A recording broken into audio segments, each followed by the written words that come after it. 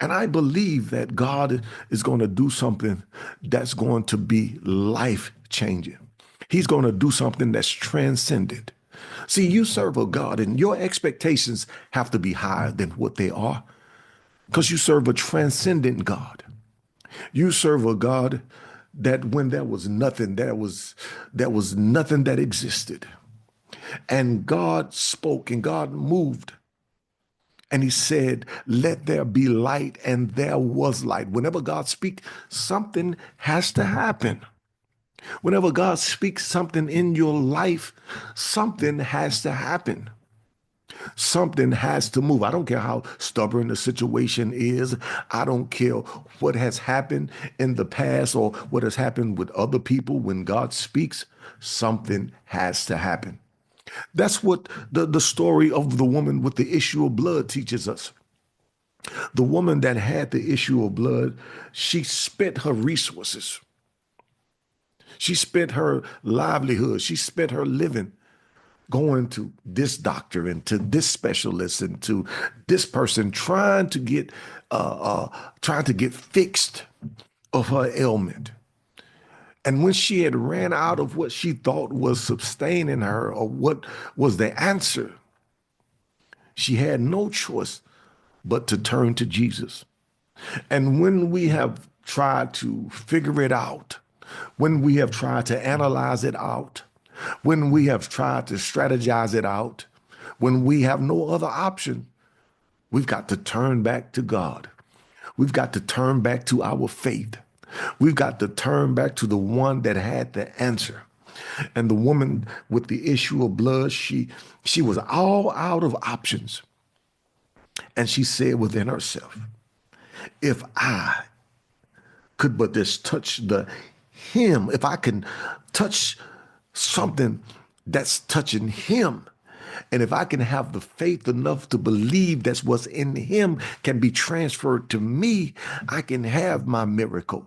I can have my deliverance. I can have my victory. Do you believe that if you can touch God today, if you could touch God today, do you believe that what's in him could be transferred into you? I don't think you understand how powerful that is. I don't think you understand that if you can touch him, there's going to be a transfer, hallelujah, from his account to your account. Hallelujah. Whatever in him is going to be transferred into you. If there is sickness in your body and there is healing in him, if you can touch him, there's going to be a transfer from his account to your account, and there's going to be healing for your body. Praise the name of our God. If he is the one that brings about stability and structure in relationships, and if your marriage is in cahoots, if your family life is in disarray, if you can connect to him, if you can touch him, and what's in him will be transferred unto you. If he is the Prince of Peace, guess what? There's going to be a transfer of peace from him to you. And all of a sudden, there's going to be peace in your house. You probably not going to be able to understand it. Lord, why is there so much peace in my home? Why is there all of the chaos that was ensuing, all of the drama that was going on, and my kids were acting like they had lost their mind, and I was thought I was headed for the divorce court, but I touched you. And it's imperative today that we touch God. It's imperative today that you do as the woman with the issue of blood did. She had to press her way through the crowd. She had to put her life in jeopardy to get to Jesus. And if you want God bad enough, you'll do some radical things. You'll camp out. You know how they camp out on Black Friday waiting for something?